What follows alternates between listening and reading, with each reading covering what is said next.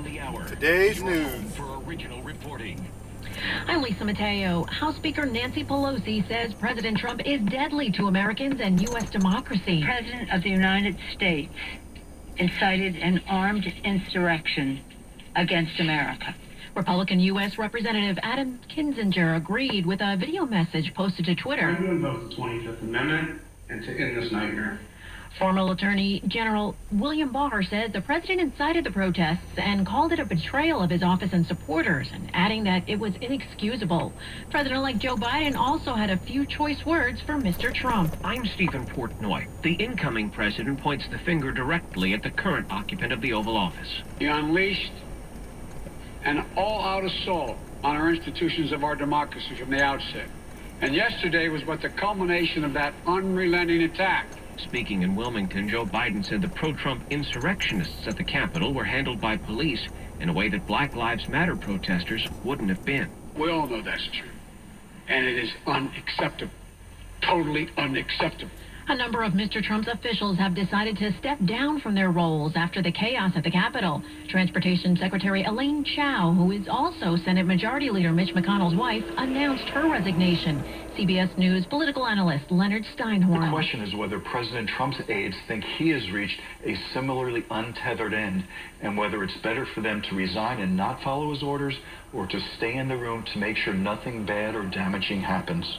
Today, a different look surrounding the nation's capital as additional fencing was installed.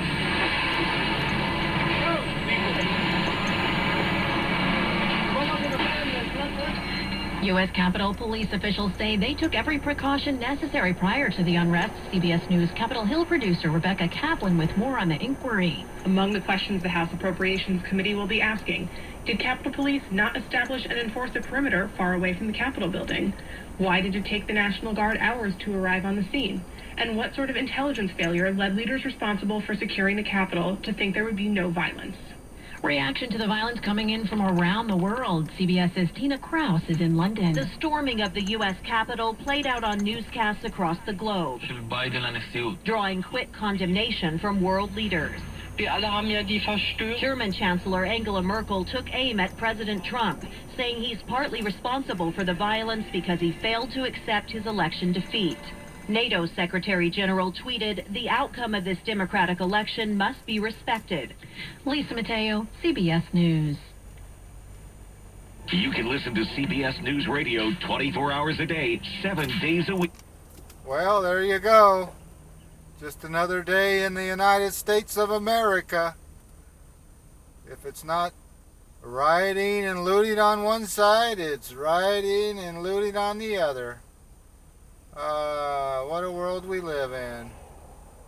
Anyway, what are these birds doing out here? They're going crazy.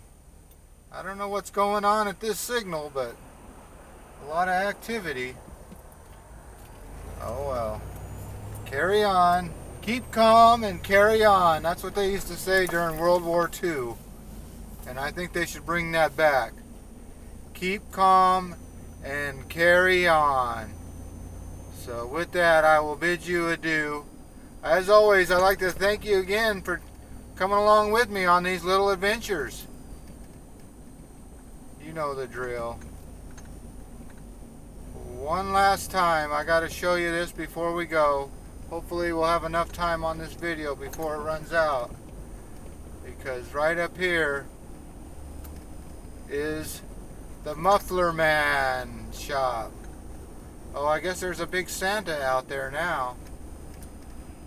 But anyway, peace, love, and all that hippie jazz.